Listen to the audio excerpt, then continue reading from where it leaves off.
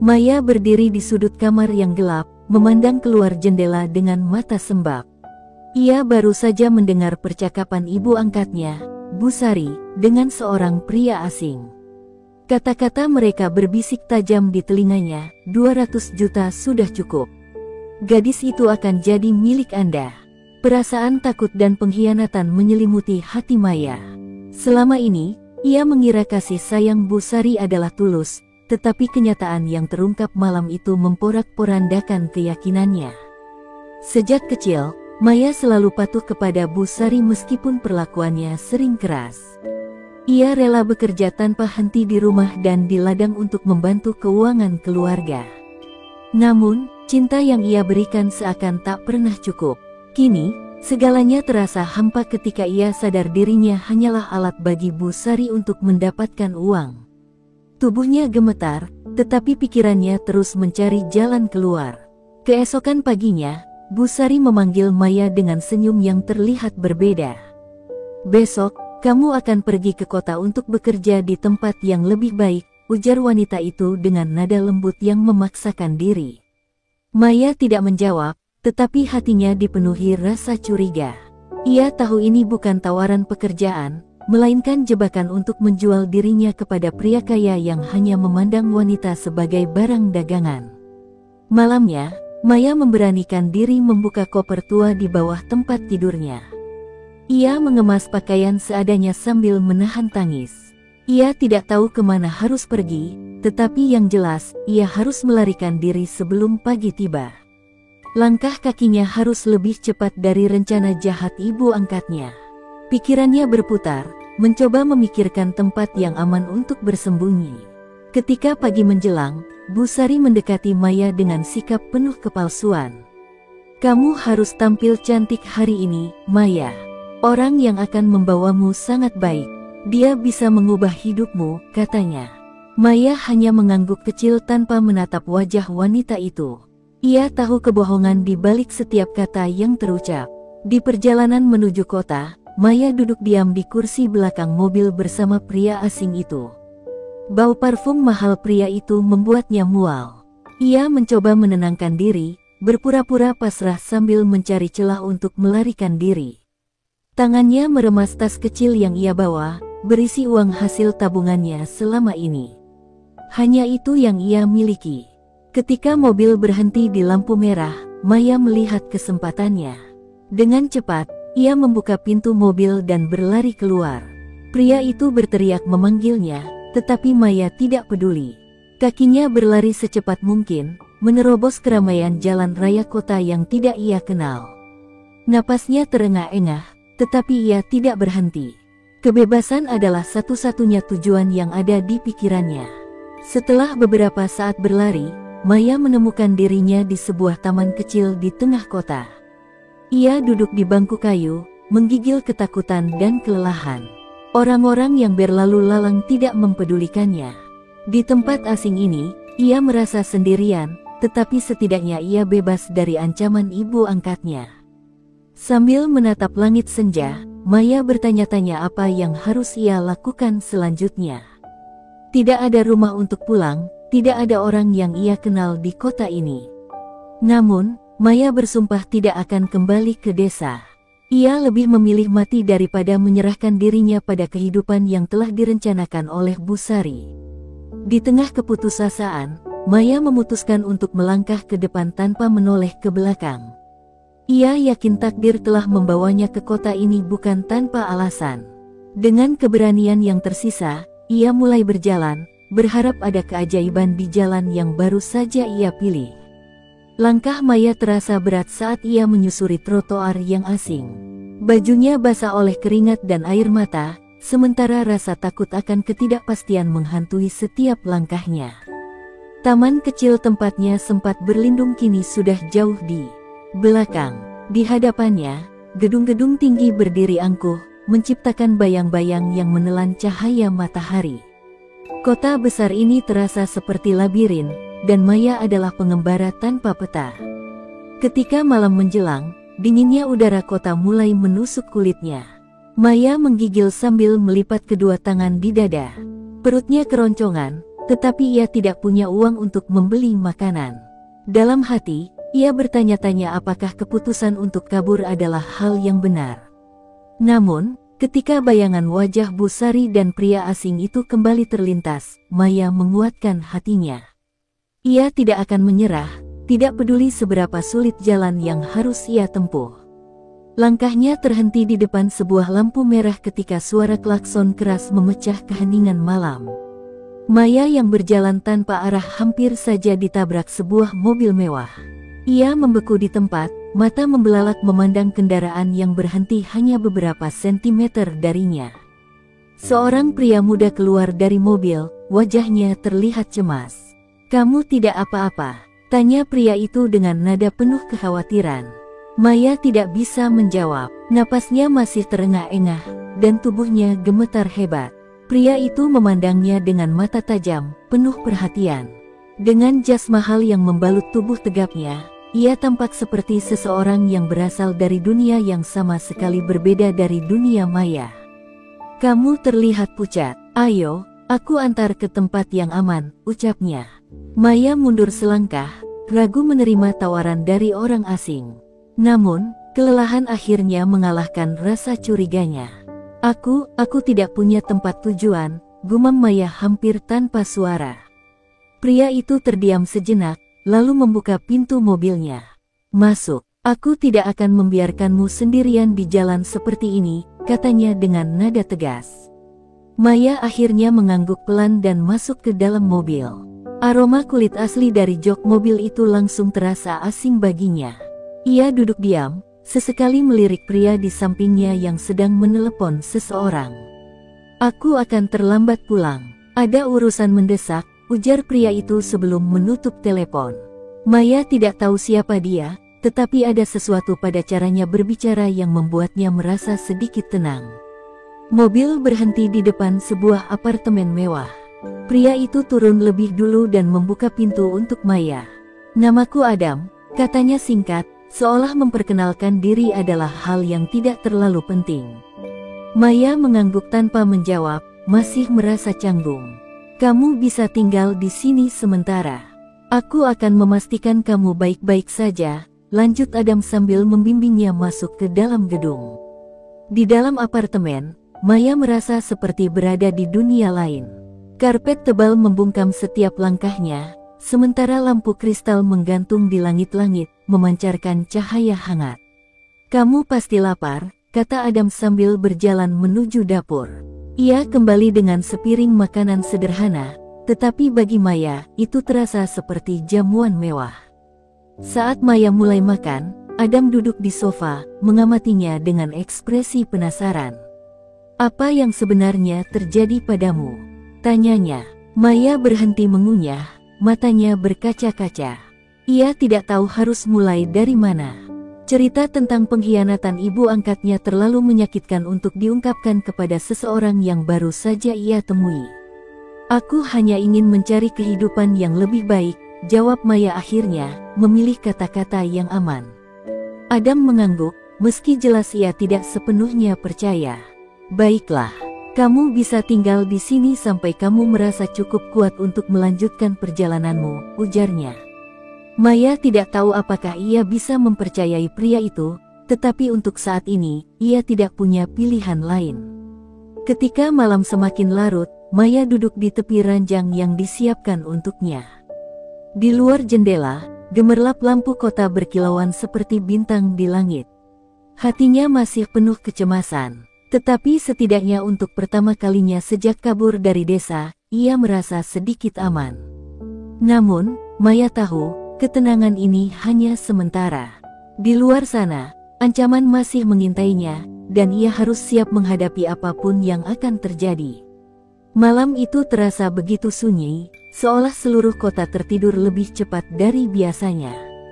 Maya duduk di tepi ranjang, memandang keluar jendela. Pikirannya berputar, mengulang kejadian-kejadian yang membawanya ke tempat ini. Ia merasa seperti seorang pelarian tanpa arah, berlindung di rumah orang asing yang tampaknya baik hati. Namun, keraguan tetap mengintai di sudut hatinya. Apakah Adam benar-benar tulus, ataukah ia hanya menunggu waktu untuk menunjukkan niat tersembunyinya? Di ruang tamu, Adam sedang menyesap segelas anggur, pandangannya kosong menatap televisi yang menyala tanpa suara. Sesekali, pikirannya melayang ke gadis yang baru ia temui. Ada sesuatu tentang Maya yang menarik perhatiannya, bukan hanya kecantikannya, tetapi juga kesedihan yang terpancar dari matanya. Adam ingin tahu lebih banyak, tetapi ia menahan diri. Ia tahu, gadis itu masih takut dan belum siap untuk terbuka. Maya akhirnya keluar dari kamar. Ia tidak bisa tidur. Langkahnya ragu-ragu saat mendekati ruang tamu, tetapi keheningan yang menyelimuti apartemen membuatnya merasa terlalu kesepian. Adam menoleh ketika mendengar suara langkah Maya. "Kamu tidak bisa tidur?" tanyanya sambil meletakkan gelasnya di meja. Maya menggeleng pelan. "Terlalu banyak yang terjadi hari ini," jawabnya. Adam mengangguk. "Aku mengerti. Kadang-kadang, hidup memberikan lebih banyak ujian daripada yang kita sanggup tanggung," ujarnya, nada suaranya lembut. Maya duduk di ujung sofa, menjaga jarak, tetapi matanya yang penuh kesedihan bertemu dengan tatapan Adam. Untuk pertama kalinya sejak mereka bertemu, Maya merasa seseorang benar-benar peduli padanya, meskipun ia masih sulit untuk mempercayai sepenuhnya. Pembicaraan mereka mengalir tanpa rencana. Maya menceritakan secuil masa lalunya, tentang desa kecil tempat ia dibesarkan, kehidupan keras bersama ibu angkatnya, hingga keputusannya untuk melarikan diri. Namun, ia tidak menyebutkan detail tentang pengkhianatan Busari atau ancaman pria yang ingin membelinya. Ia tidak ingin terlihat lemah. Adam mendengarkan dengan saksama, tanpa menyela. "Kamu kuat," katanya akhirnya. "Kamu berhasil keluar dari situasi yang buruk. Itu butuh keberanian besar." Maya tersenyum tipis, sesuatu yang jarang ia lakukan belakangan ini.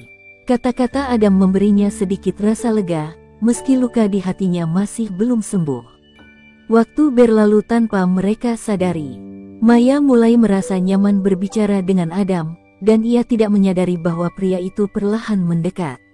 Ketika tangan Adam menyentuh lembut tangannya, Maya terdiam. Ada kehangatan dalam sentuhan itu yang membuatnya lupa pada semua ketakutan dan keraguan. Ia tahu ini salah, tetapi hatinya yang rapuh merindukan pelarian dari rasa sakit yang terus menghantuinya. Tanpa banyak kata, jarak di antara mereka semakin menipis. Maya tidak menolak ketika Adam mendekat. Ia tidak tahu apa yang mendorongnya, entah rasa terima kasih, kesepian, atau sesuatu yang lebih dalam. Malam itu, mereka menyerahkan diri pada emosi yang tidak bisa dijelaskan. Bagi Maya, itu adalah malam yang memberinya rasa aman yang selama ini hilang. Bagi Adam, itu adalah awal dari sesuatu yang lebih besar dari sekadar rasa kasihan. Ketika pagi tiba, Maya terbangun dengan perasaan campur aduk. Ia menatap wajah Adam yang masih tertidur di sebelahnya. Dalam keheningan, ia merasa bersalah. Apa yang telah ia lakukan? Bagaimana jika ini hanya membuat hidupnya semakin rumit? Namun, di sudut hatinya, ada perasaan hangat yang tidak bisa ia abaikan. Adam membuka matanya perlahan, menyadari kehadiran Maya di sampingnya. "Aku tahu ini mungkin terlalu cepat," katanya dengan suara serak karena baru bangun. "Tapi aku ingin kamu tahu, aku tidak menyesal." Maya tidak menjawab. Ia hanya menatap Adam, mencoba membaca ketulusan di matanya. Maya bangkit dari tempat tidur, mengambil langkah mundur. Aku butuh waktu," ujarnya pelan sebelum masuk ke kamar mandi, meninggalkan Adam yang terdiam di tempat tidur. Hati Maya bergejolak, penuh dengan keraguan. Namun, satu hal yang pasti, malam itu akan mengubah hidupnya selamanya. Maya mencoba menjalani hari-harinya di apartemen Adam, tetapi perasaan bersalah dan ragu terus menghantuinya. Setiap kali ia bertemu pandang dengan Adam, jantungnya berdebar, teringat malam yang telah mengubah segalanya. Namun, ia juga tahu, tidak ada masa depan yang pasti untuk hubungan mereka. Maya hanyalah seorang pelarian tanpa tujuan, sedangkan Adam tampaknya hidup dalam dunia yang penuh kepastian dan kemewahan. Adam, di sisi lain, semakin menunjukkan perhatian yang tidak pernah Maya bayangkan. Ia memastikan Maya mendapatkan makanan, pakaian, dan kenyamanan yang selama ini tidak pernah ia rasakan. Meski begitu, hari-hari berlalu dengan ketegangan yang menggantung di antara Maya dan Adam. Maya merasa terjebak dalam perasaan yang ia sendiri tidak mengerti. Ia tahu Adam tulus, tetapi masa lalunya terlalu gelap untuk disandingkan dengan dunia pria itu. Di sisi lain, Adam semakin yakin bahwa Maya adalah seseorang yang istimewa. Ada sesuatu pada gadis itu yang membuatnya merasa ingin melindungi, meskipun Maya terus menjaga jarak. Suatu pagi, Maya duduk di balkon apartemen, memandang kota yang sibuk di bawahnya. Udara dingin menusuk kulitnya, tetapi ia tidak peduli. Pikirannya melayang pada Busari dan pengkhianatan yang telah membuatnya melarikan diri. Kenangan itu terus menghantui, membuat Maya merasa kecil dan tidak berharga. Apa aku pantas berada di sini? Gumamnya pada dirinya sendiri. Adam yang baru keluar dari kamar mendengar suara Maya. Ia mendekat tanpa berkata apa-apa, membawa secangkir teh hangat yang ia letakkan di meja kecil. "Apa yang kamu pikirkan?" tanyanya lembut, duduk di kursi di sebelah Maya. Gadis itu terdiam, lalu menghela napas panjang. "Aku tidak tahu, Adam. Aku tidak tahu harus kemana. Aku tidak tahu apa yang aku inginkan," jawabnya pelan, matanya masih memandang jauh ke kejauhan. Adam menatapnya dengan penuh keseriusan. "Maya, kamu tidak perlu tahu semuanya sekarang. Tapi satu hal yang harus kamu tahu, aku ada di sini untukmu. Aku ingin membantumu, apapun yang terjadi," katanya dengan nada tulus. Maya merasa hatinya bergetar mendengar kata-kata itu. Namun, ia juga tahu, jika ia terus tinggal di sini, ia akan semakin bergantung pada Adam, sesuatu yang tidak ingin ia lakukan. Ketegangan semakin memuncak ketika Maya menerima telepon dari nomor tak dikenal. Awalnya, ia ragu untuk mengangkatnya, tetapi suara Busari yang penuh kemarahan langsung terdengar di telinganya. "Maya, kamu pikir bisa kabur begitu saja? Kau tahu berapa banyak uang yang sudah kuhilangkan karena ulahmu?" seru Busari dengan nada tinggi. Maya terdiam, tubuhnya gemetar. Suara wanita itu membangkitkan semua ketakutannya. "Jangan pernah hubungi aku lagi," balas Maya, suaranya tegas meskipun tangannya gemetar. Ia memutuskan panggilan itu sebelum Busari sempat berkata lebih banyak. Namun, perasaan was-was tetap menghantuinya. Bagaimana jika Busari mencarinya? Bagaimana jika orang-orang yang bekerja sama dengannya masih mengejar? Adam menyadari perubahan pada Maya setelah telepon itu. "Siapa yang menelepon?" tanyanya. Maya mencoba menghindari pandangan Adam, tetapi pria itu tidak menyerah. "Maya, aku ingin membantu. Tolong, jangan sembunyikan apapun dariku," desaknya. Akhirnya, Maya menceritakan sebagian dari kisahnya, tentang bagaimana ia dijual oleh ibu angkatnya, tentang ketakutannya akan dikejar, dan tentang rasa bersalah yang terus membebaninya.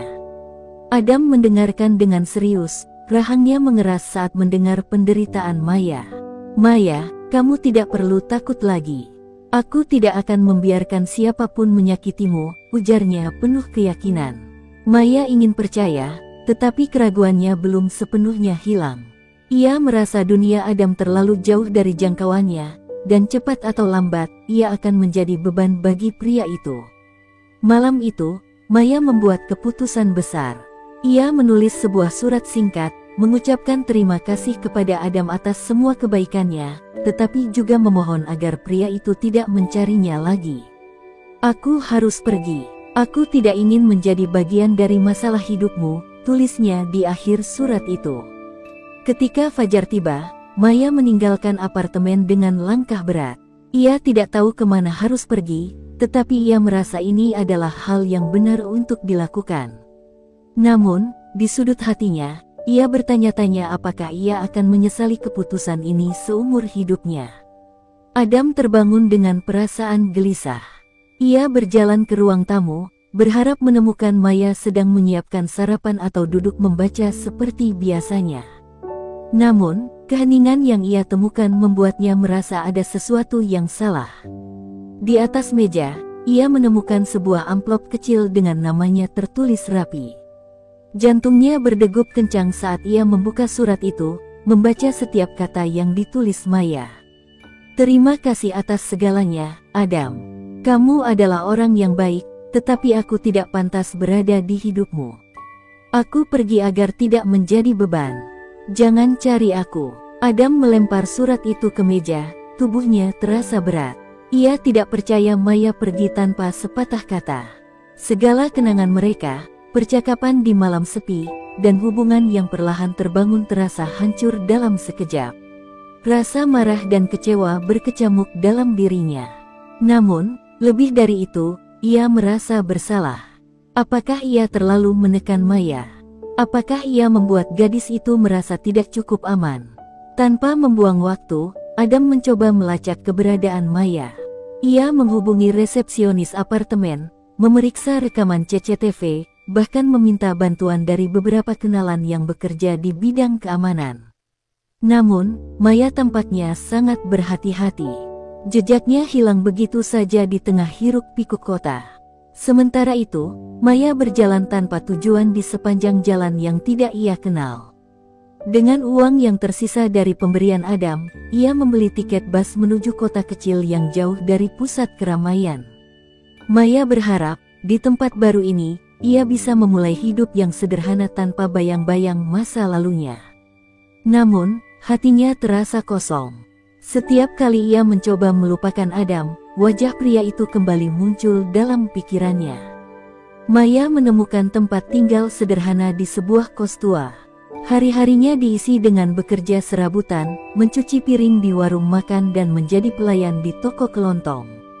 Meskipun lelah, Maya merasa ini adalah hukuman yang pantas untuk dirinya. Ia berusaha meyakinkan dirinya bahwa ini adalah hidup yang lebih baik daripada menjadi beban seseorang. Namun, rasa rindunya pada Adam semakin sulit ia abaikan. Di sisi lain, Adam tidak menyerah. Ia memutuskan untuk memperluas pencariannya ke berbagai kota. Hatinya dipenuhi oleh dorongan untuk menemukan Maya, meskipun ia tidak tahu bagaimana reaksi gadis itu nanti. Dia mungkin tidak mau bertemu denganku, pikir Adam, tetapi itu tidak menghentikannya. Beberapa minggu kemudian, takdir kembali mempertemukan mereka dengan cara yang tidak terduga. Saat sedang berjalan keluar dari sebuah toko di kota kecil itu, Maya berpapasan dengan seorang wanita parubaya yang mengenakan batik mewah. Wanita itu menatap Maya dengan penuh rasa ingin tahu. "Maaf, siapa namamu?" tanya wanita itu tiba-tiba. Maya terkejut, tetapi menjawab dengan sopan. "Nama saya Maya." Wanita itu terdiam, matanya membelalak. Ia menggenggam tangan Maya erat-erat. "Maya, apakah kamu lahir di Surakarta?" tanyanya penuh harap. Maya bingung, tetapi mengangguk ragu. "Ibu saya bilang begitu," jawabnya. Wajah wanita itu berubah. "Ya Tuhan, kamu anakku. Kamu anak yang hilang 20 tahun lalu." Maya terkejut mendengar pernyataan itu. Ia ingin menyangkal, tetapi sesuatu dalam dirinya mengatakan bahwa wanita ini mungkin mengatakan yang sebenarnya. Malam itu, Maya mendengar cerita yang mengubah segalanya. Wanita itu adalah Ni Kartika, seorang pengusaha batik terkenal yang kehilangan putrinya 2 dekade lalu karena penculikan. Maya adalah anaknya yang hilang. Air mata mengalir deras di pipi Maya saat kebenaran ini terungkap. "Jadi, selama ini saya bukan siapa-siapa di hidup Busari," gumamnya dengan suara parau. Berita tentang Maya sampai ke telinga Adam melalui seorang kenalannya di kota itu. Tanpa pikir panjang, Adam segera menuju tempat Maya tinggal. Ketika mereka bertemu, Maya tidak bisa menahan air matanya. "Kenapa kamu mencariku?" tanyanya dengan suara bergetar. Adam hanya menatapnya dalam-dalam. "Karena kamu adalah bagian dari hidupku, Maya. Tidak peduli seberapa jauh kamu pergi, aku akan selalu menemukanmu." Di tengah semua kejutan dan emosi yang meluap, Maya sadar bahwa hidupnya telah berubah selamanya. Ia harus menghadapi masa lalu yang selama ini ia lupakan, sekaligus memutuskan apakah ia akan membuka hatinya untuk masa depan bersama Adam. Namun, ia tidak tahu bahwa bayang-bayang lain sedang mengintainya, siap menghancurkan semua kebahagiaan yang mulai ia rasakan. Kehidupan Maya mulai berubah setelah kebenaran tentang asal-usulnya terungkap. Kartika, sang ibu kandung, tidak hanya memeluk Maya dengan kasih sayang yang selama ini hilang, tetapi juga memperkenalkannya ke dalam dunia bisnis batik keluarga. Maya masih merasa canggung, tetapi perlahan ia mulai belajar. Ia ingin membuktikan dirinya pantas menjadi bagian dari keluarga itu, meski rasa bersalah terhadap Adam terus menghantui. Namun, kebahagiaan Maya tak berlangsung lama. Di sisi lain, Arman, adik Adam, mulai merancang rencana untuk menghancurkan kakaknya.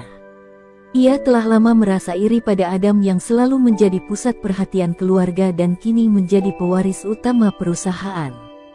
Berita tentang Maya dan kedekatannya dengan Adam menjadi senjata baru bagi Arman. Perempuan itu hanya akan membawa kehancuran.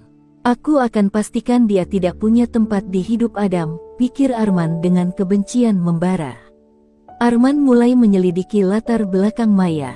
Dengan bantuan seorang detektif bayaran, ia menemukan informasi tentang masa lalu Maya, termasuk fakta bahwa ia pernah dijual oleh ibu angkatnya.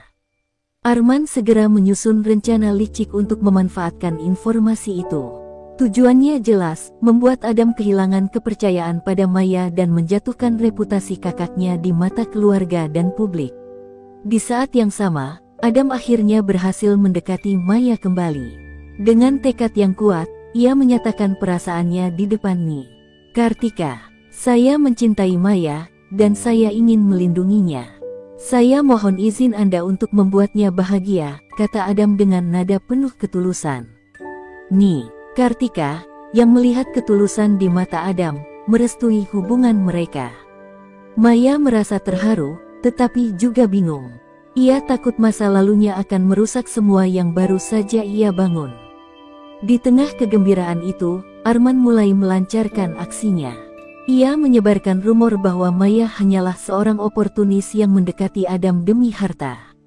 Tak hanya itu, Arman bahkan menemui Kartika secara diam-diam, membawa dokumen palsu yang menunjukkan bahwa Maya terlibat dalam skema penipuan bersama ibu angkatnya.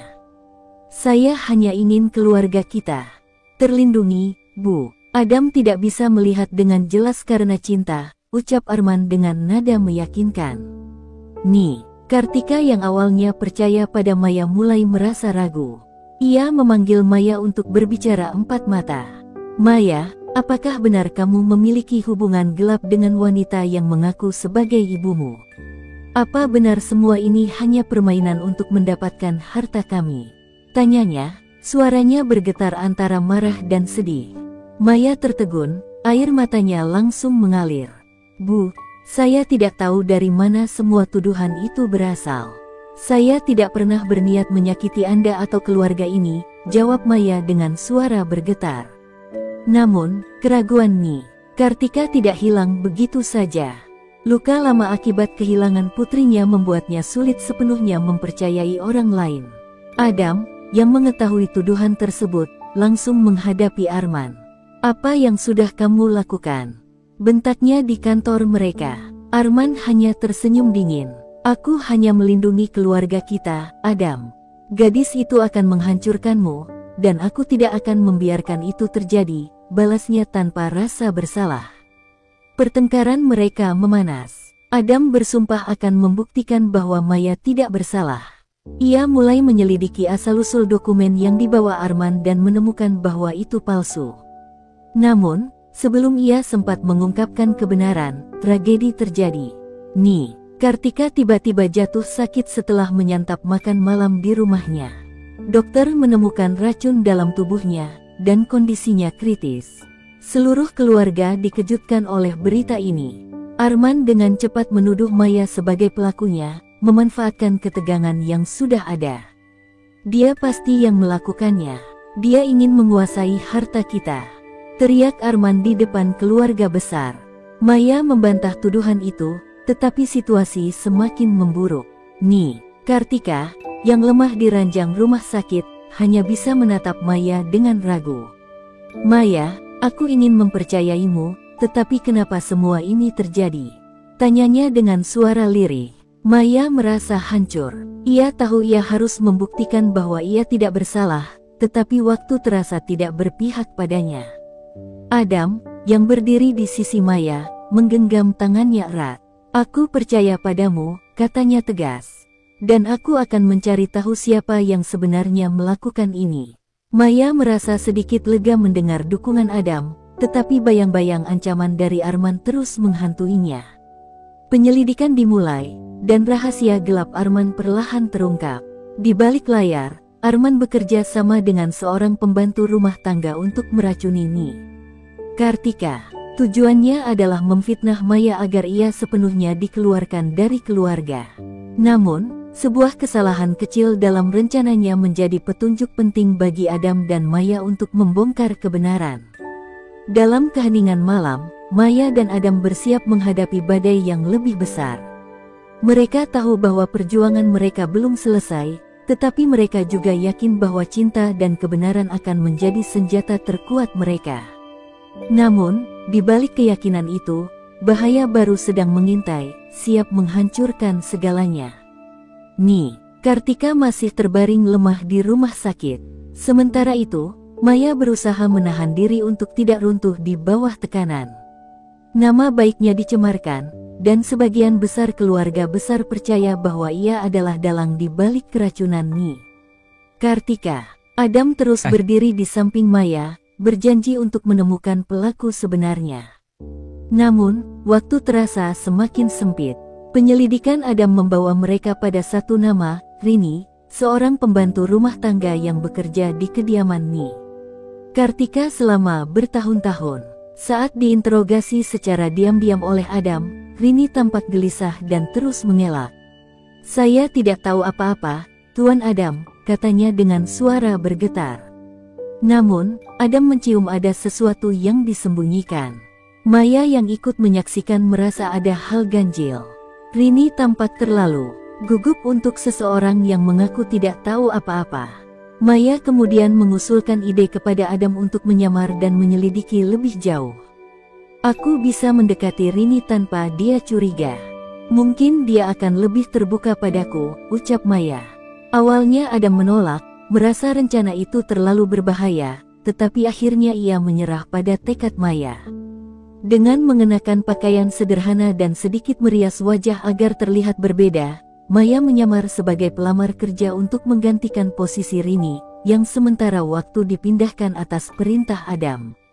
Maya berhasil diterima sebagai pembantu baru di rumah itu. Selama beberapa hari, ia mengamati perilaku penghuni rumah dengan cermat, terutama jejak yang mungkin mengarah pada Arman. Ketegangan meningkat ketika Maya tanpa sengaja menemukan sebuah amplop coklat di kamar Rini. Di dalamnya terdapat uang dalam jumlah besar dan catatan kecil bertuliskan, "Tugas selesai. Jangan banyak bicara." Tulisan tangan itu terasa familiar bagi Maya, itu adalah tulisan Arman. Maya menunjukkan temuan itu kepada Adam. "Ini bukti awal, Adam. Tapi kita butuh lebih banyak bukti untuk mengungkap semuanya," kata Maya. Adam, yang marah besar mengetahui keterlibatan Arman, meminta seorang penyelidik profesional untuk membantu mereka. Sementara itu, Arman mulai merasa curiga. Ia sadar Maya tidak sepenuhnya menyerah pada tuduhan itu. Ia memerintahkan seseorang untuk mengawasi gerak-gerik Maya. Ketika ia mengetahui bahwa Maya menyamar sebagai pembantu di rumah keluarganya, amarahnya memuncak. Dia benar-benar tidak tahu tempatnya. "Aku harus menghentikannya sebelum semuanya terbongkar," gumam Arman. Malam itu, Maya hampir tertangkap basah saat sedang memeriksa dokumen di kamar Arman. Arman pulang lebih awal dari biasanya, dan Maya harus bersembunyi di balik lemari. Detik-detik berlalu dengan tegang. Maya bisa mendengar suara langkah kaki Arman yang semakin mendekat. Namun, tepat sebelum Arman membuka lemari, suara Adam memanggilnya dari lantai bawah. "Arman, kita perlu bicara," kata Adam dengan nada dingin. Arman yang merasa terganggu turun ke lantai bawah, sementara Maya segera keluar dari kamar dan melarikan diri ke kamarnya. Ia tahu waktu semakin mendesak. Dalam pembicaraan itu, Adam secara langsung menuduh Arman. Aku tahu kamu ada di balik semua ini, Arman. Berhenti sebelum semuanya terlambat, kata Adam. Namun, Arman hanya tertawa. Apa yang kamu bicarakan? Kamu tidak punya bukti apa-apa, balasnya sambil menyeringai. Hari berikutnya, Maya akhirnya mendapatkan bukti yang ia cari. Ia menemukan rekaman CCTV di dapur yang menunjukkan Rini menuangkan sesuatu ke dalam makanan mie. Kartika, Maya dan Adam segera membawa rekaman itu ke polisi. Namun, sebelum mereka sempat menyerahkannya, Maya diculik oleh orang suruhan Arman. Di dalam mobil yang melaju kencang, Maya berusaha tetap tenang meskipun tubuhnya gemetar. Ia tahu ini adalah rencana Arman untuk membungkamnya. Apa kamu pikir bisa menghentikanku? Kata Arman saat Maya dihadapkan langsung dengannya di sebuah gudang kosong. Maya hanya menatapnya tajam. Kebenaran akan selalu menang, Arman. Tidak peduli seberapa keras kamu mencoba, balas Maya tegas. Namun, sebelum Arman sempat bertindak lebih jauh, Adam tiba bersama polisi. Dengan bukti rekaman dan pengakuan Rini yang telah diinterogasi sebelumnya, Arman tidak lagi bisa mengelak. Ia ditangkap di tempat, tetapi tidak tanpa perlawanan. Kamu pikir ini sudah selesai? Aku akan kembali, Adam. Dan aku akan menghancurkanmu, teriak Arman saat diborgol. Maya akhirnya selamat, tetapi insiden itu meninggalkan luka mendalam. Ia merasa hancur mengetahui bahwa keluarganya nyaris kehilangan segalanya karena ulah Arman. Namun, ia juga merasa lega karena kebenaran akhirnya terungkap. Adam memeluk Maya erat-erat setelah semuanya selesai. Kamu kuat, Maya. Aku tidak akan pernah membiarkan siapapun menyakitimu lagi, bisik Adam dengan penuh emosi. Meskipun badai ini telah berlalu, Maya tahu perjalanan mereka belum sepenuhnya selesai. Ada banyak hal yang masih harus mereka hadapi, tetapi untuk pertama kalinya, ia merasa memiliki tempat yang aman bersama Adam. Mereka berdua bersiap untuk menghadapi babak baru dengan lebih banyak harapan, meskipun bayangan masa lalu masih membayangi langkah mereka. Setelah penangkapan Arman, ketenangan mulai kembali menghiasi kehidupan Maya dan Adam. Namun, di tengah upaya mereka untuk melanjutkan hidup, Maya tak bisa menghindari perasaan bersalah. Trauma masa lalunya sebagai anak yang dijual oleh keluarga angkatnya terus menghantui, terutama karena semua itu perlahan terhubung dengan masa kecilnya yang hilang. Suatu malam, Maya terbangun dari mimpi buruk. Bayangan masa kecilnya yang samar-samar kembali muncul, kali ini lebih jelas. Ia mengingat seorang wanita dengan suara lembut yang selalu memanggilnya dengan panggilan sayang, putri kecilku. Wanita itu memberinya selimut batik dengan pola bunga melati, yang terasa begitu akrab. Maya yakin mimpi itu adalah petunjuk tentang masa lalunya. Pagi harinya, Maya mendiskusikan mimpi tersebut dengan Adam. Aku merasa ada sesuatu yang belum selesai. Aku harus tahu lebih banyak tentang keluarga kandungku, katanya dengan suara tegas. Adam, meski khawatir, mendukung keinginan Maya. Ia berjanji untuk membantu Maya menemukan jawaban. Adam dan Maya mulai menyelidiki lebih dalam tentang keluarga batik terkenal yang disebut-sebut sebagai keluarga kandung Maya. Dengan bantuan detektif, mereka menemukan bahwa keluarga tersebut pernah kehilangan seorang anak perempuan dalam penculikan 20 tahun lalu. Fakta itu semakin memperkuat keyakinan Maya bahwa ia adalah anak yang hilang. Namun, perjalanan mencari kebenaran tidak mudah. Ketika Maya dan Adam menemui keluarga tersebut, reaksi yang mereka terima tidak sesuai harapan. Wulan, kepala keluarga, tampak skeptis. Sudah terlalu banyak orang yang mengaku sebagai anak kami. Kami tidak akan percaya tanpa bukti, katanya dengan dingin. Maya terkejut dan terluka, tetapi ia tidak menyerah. Ia menunjukkan selimut batik melati yang ia simpan sejak kecil. Mata Wulan melebar saat melihatnya. Itu selimut putriku, gumamnya, suaranya bergetar. Namun, ia masih meminta tes DNA untuk memastikan kebenaran. Sementara itu, Rini, yang ditahan polisi, akhirnya mengungkapkan kebenaran mengejutkan. Ia mengaku bahwa ia dulu bekerja sama dengan ibu angkat Maya, yang ternyata bagian dari jaringan penculikan anak. Fakta ini membuat hati Maya remuk. Orang yang ia anggap ibu selama ini adalah bagian dari kejahatan yang menghancurkan hidupnya. Saat menunggu hasil tes DNA, Maya diliputi rasa cemas. Ia terus mengingat masa-masa pahitnya, mulai dari kehidupan keras bersama ibu angkat hingga momen saat ia dijual. Di sisi lain, Adam selalu berada di sampingnya, memberikan dukungan tanpa henti. "Apapun hasilnya, kamu tetap Maya yang aku cintai," kata Adam, mencoba menenangkan hati Maya. Akhirnya, hasil tes DNA keluar. Maya benar-benar anak Ni. Wulan yang hilang. Tangis haru mewarnai pertemuan mereka. Ni. Wulan memeluk Maya erat-erat, seolah takut kehilangannya lagi. "Aku tahu kamu akan kembali, Nak. Aku hanya tidak tahu kapan," ucapnya sambil terisak. Namun, kebahagiaan itu tidak berlangsung lama. Di tengah momen haru, Maya merasa canggung dengan hubungan barunya. Ia merasa sulit untuk langsung menerima keluarga kandungnya, terutama setelah bertahun-tahun hidup dalam bayang-bayang trauma. "Aku butuh waktu," katanya kepada Ni. Wulan, sang ibu hanya mengangguk, memahami perasaan putrinya. Di sisi lain, Arman, meski berada di balik jeruji, tidak tinggal diam. Ia berhasil menyuap salah satu penjaga untuk menghubungi orang luar.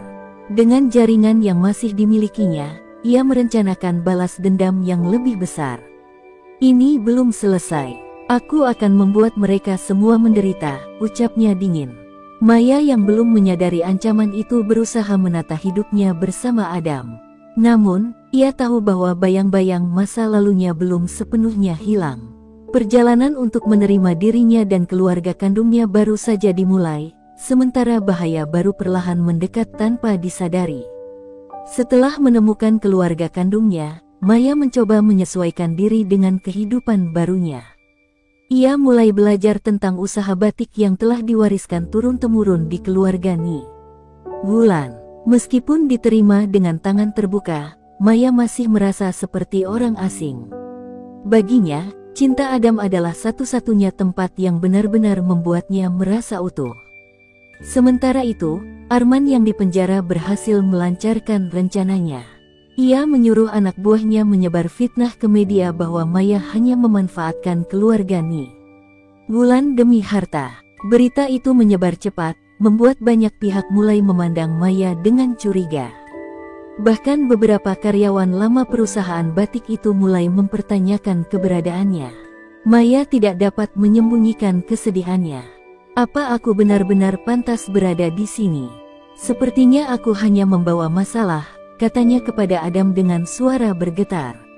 Adam menggenggam tangannya erat. "Jangan pernah berpikir begitu. Ini semua adalah permainan Arman. Kita akan buktikan kebenaran." Namun, ancaman dari Arman tidak berhenti di situ. Malam itu, Ni. Wulan hampir kehilangan nyawanya saat gas di dapurnya sengaja bocor. Untung saja, salah satu pelayan menyadari bahaya itu sebelum terlambat. Maya langsung curiga bahwa ini adalah peringatan dari Arman, tetapi tidak ada bukti konkret untuk mendukung dugaannya. Keesokan harinya, Maya dan Adam memutuskan untuk bertindak lebih tegas. Mereka meminta pengacara keluarga untuk memperketat keamanan dan memeriksa ulang semua karyawan, mencari kemungkinan adanya kaki tangan Arman yang menyusup. Namun, situasi semakin rumit ketika salah satu karyawan senior, Pak Rusman, ditemukan pingsan dengan bekas luka di lehernya. Pak Rusman, setelah sadar, mengaku bahwa ia diancam untuk menaruh bahan peledak kecil di gudang penyimpanan batik. "Mereka bilang akan membunuh keluarga saya jika saya tidak melakukannya," katanya dengan air mata menetes. Maya dan Adam segera bertindak cepat. Mereka melaporkan kejadian ini ke polisi dan meminta perlindungan tambahan. Di tengah semua kekacauan, Maya mulai menunjukkan sisi keberaniannya. Ia mendatangi salah satu anak buah Arman yang diketahui sering bertransaksi dengan Rini. Maya menghadapi pria itu dengan dingin. "Katakan pada Arman, aku tidak takut padanya. Kalau dia ingin balas dendam, datanglah padaku, bukan keluargaku, katanya tegas. Pria itu tampak kaget, tidak menyangka Maya memiliki keberanian seperti itu. Namun, tindakan Maya justru memperburuk keadaan. Arman merasa dipermalukan dan mempercepat rencana jahatnya. Anak buahnya berhasil menyusup ke perusahaan batik dan merusak beberapa mesin produksi. Kerugian besar dialami, dan karyawan mulai gelisah. Sepertinya perusahaan ini tidak akan bertahan lama, bisik salah satu dari mereka. Nih, Wulan yang mulai pulih dari trauma gas bocor mencoba menenangkan semua orang. Ini hanya ujian, kita tidak akan menyerah, katanya dengan penuh keyakinan. Maya yang melihat kekuatan ibunya mulai merasa bahwa ia tidak bisa terus terpuruk. Aku harus melindungi apa yang penting bagiku, katanya pada dirinya sendiri. Adam, yang tidak tahan melihat Maya tertekan, memutuskan untuk bertemu langsung dengan Arman di penjara. Pertemuan itu penuh emosi. Kamu sudah menghancurkan banyak hal, Arman. Berhenti sebelum semuanya terlambat, kata Adam dengan nada tajam. Namun, Arman hanya tersenyum dingin. Aku hanya mengambil kembali apa yang seharusnya menjadi milikku, balasnya. Adam kembali dengan perasaan campur aduk. Ia tahu Arman tidak akan berhenti sampai tujuannya tercapai. Bersama Maya, ia mulai merencanakan strategi untuk menghadapi ancaman ini. Kita tidak bisa hanya bertahan. Kita harus melawan, katanya. Maya mengangguk, matanya penuh tekad. Di tengah semua ketegangan, Maya menemukan sebuah dokumen lama di salah satu gudang penyimpanan keluarga. Dokumen itu mengungkap fakta mengejutkan, ayah kandungnya pernah bermitra dengan keluarga Arman dalam bisnis, tetapi kemitraan itu berakhir karena pengkhianatan. Maya menyadari bahwa dendam Arman bukan hanya tentang uang, tetapi juga tentang kehormatan keluarganya yang dianggap dirampas. Dengan fakta baru ini, Maya dan Adam mulai menyusun langkah untuk melawan balik. Mereka tahu bahwa pertempuran ini bukan hanya tentang bertahan hidup, tetapi juga tentang mengungkap kebenaran yang telah lama disembunyikan. Bayangan masa lalu yang gelap kini menjadi kunci untuk mengalahkan Arman dan memulihkan keharmonisan keluarga. Semua yang telah mereka jalani sejauh ini membawa Maya dan Adam pada sebuah persimpangan yang tak bisa dielakkan. Kehidupan yang semula terasa tenang kini berubah menjadi medan pertempuran yang menuntut keberanian luar biasa. Maya merasa, untuk pertama kalinya dalam hidupnya, bahwa ia harus menghadapi kegelapan masa lalunya dengan cara yang berbeda. Tidak hanya untuk dirinya, tetapi juga untuk orang-orang yang telah menyayangi dan membantunya kembali berdiri. Setelah menemukan dokumen yang mengungkapkan hubungan gelap antara ayah kandungnya dan keluarga Arman, Maya merasa bahwa ia memiliki kekuatan untuk mengubah arah hidupnya. Ini bukan hanya soal kita. Ini soal masa depan yang harus kita bangun, katanya dengan suara yang penuh ketegasan saat berdiri di hadapan Adam dan Ni. Wulan. Adam yang melihat perubahan sikap Maya hanya bisa tersenyum bangga. Ia tahu, Maya kini bukan lagi wanita yang rapuh. Sementara itu, Arman semakin berani menebar ancaman. Kekuasaannya, meskipun sudah terbelenggu oleh penjara, masih memiliki jangkauan luas. Ia tahu bahwa hanya dengan menyingkirkan Maya dan keluarganya, ia bisa menguasai kembali semua yang pernah hilang. Aku akan membuat kalian menyesal karena melawan saya, ujarnya dengan geram, melalui percakapan telepon dengan salah satu penghubungnya di luar penjara. Keadaan semakin genting. Maya tahu, untuk mengakhiri semua ini, ia harus menghadapi Arman secara langsung. Tidak hanya dengan kekuatan hukum atau pengaruh keluarga, tetapi juga dengan keberanian yang baru ia temukan. Ia memutuskan untuk menyusun rencana besar yang akan menghancurkan semua rencana busuk Arman, menggunakan kelemahan terbesar yang ia temui dalam dokumen yang ia temukan sebelumnya. Maya dan Adam menghubungi seorang pengacara ternama yang selama ini menangani banyak kasus besar. Dengan bantuan pengacara tersebut, mereka merancang sebuah strategi untuk mengungkapkan semua kejahatan yang telah dilakukan Arman.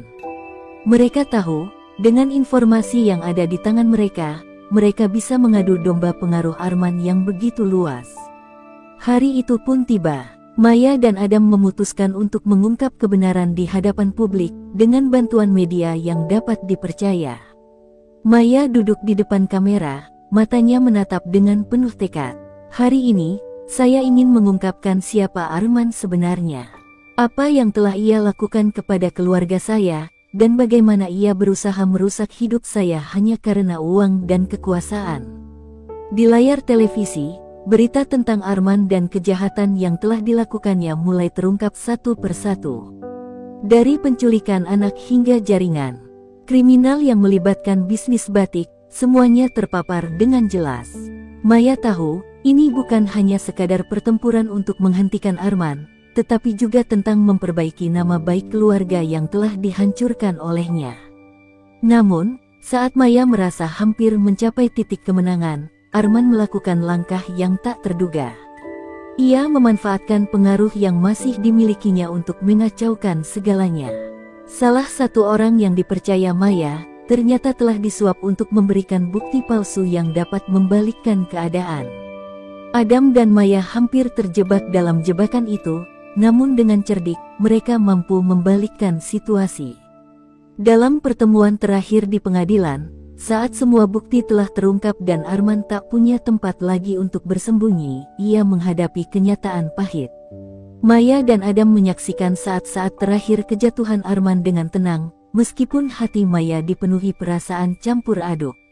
Ia tahu, ini adalah akhir dari perjalanan panjang yang penuh luka. Akhirnya, Arman dijatuhi hukuman yang setimpal atas semua kejahatan yang dilakukannya. Namun, kemenangan ini terasa pahit bagi Maya. Ia merasa bahwa meskipun ia telah mengalahkan musuhnya, luka-luka lama yang tercipta akibat penculikan dan pengkhianatan masih tetap ada. Aku tak tahu apakah aku akan pernah bisa benar-benar melupakan semuanya, katanya pada Adam, yang kini berdiri di sampingnya. Adam menatap Maya dengan penuh kasih sayang. Tidak perlu melupakan, Maya. Tetapi kita bisa memilih untuk mengampuni dan terus maju. Apapun yang telah terjadi, aku akan selalu di sini untukmu. Dengan kata-kata itu, Maya merasa seolah sebuah beban berat telah terangkat dari pundaknya.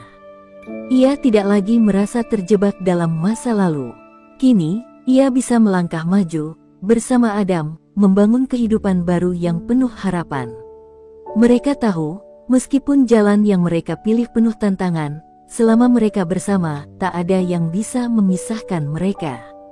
Kehidupan baru itu mungkin akan dimulai dari titik ini, di tengah kebahagiaan yang tumbuh dari pengampunan dan keberanian menghadapi kegelapan masa lalu.